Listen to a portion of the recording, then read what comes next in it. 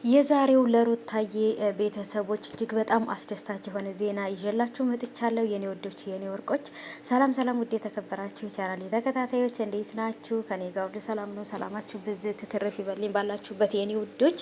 እንግዲህ ቤተሰቦች ዛሬ ለሁላችንም እጅግ በጣም በጉጉት ስንጠብቀውና በደስታ ስንጠብቀው የነበረው መቼ ነው ይሄ ቀን የሚደርሰው እያልን ነበር። እንግዲህ አዲስ የተፈጠረ ነገር አለ። እሱም ነገር ምንድን ነው?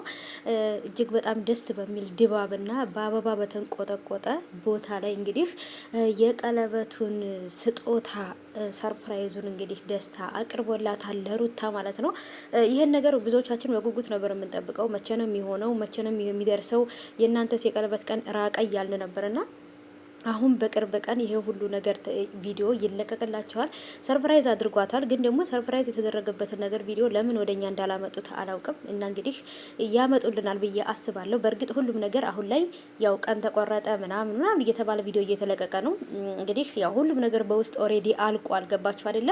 ግን ያው ወደኛ ግን ቀስ በቀስ ነው ቪዲዮ የሚመጣልን ማለት ነው ውዶቼ። ቀስ በቀስ እስከ መጨረሻው ድረስ እስከ ቀለበቱ ፕሮግራም ድረስ ሙሉ ለሙሉ እናየዋለን። እንግዲህ ይህንን ቪዲዮ እንግዲህ በኢንስታግራም ላይ የሆነ ሰው ፖስት አድርጎት ነው ያገኘሁት ማለት ነው ውዶቼ። እጅግ በጣም ነው ደስ የሚለው። በዛ ሰዓት አስታውሱ ከሆነ ከጀርባ ያለውን የመኪና የሩታ የአር ፊደል ያለበትን የመኪና ስጦታ የተሰጣት ጊዜ ማለት ነው። የዛን ጊዜ ነው የቀለበቱን ፕሮግራሙ የተካሄደው። ግን ደግሞ ቪዲዮ የተለቀቀው እስከ መኪና ስጦታው ድረስ ብቻ ደስታዋን ለማሳየት ነው። ከዛም በኋላ ግን ያለው ነገር ደግሞ ቀስ በቀስ ፓርት በፓርት የምናየው ይሆናል።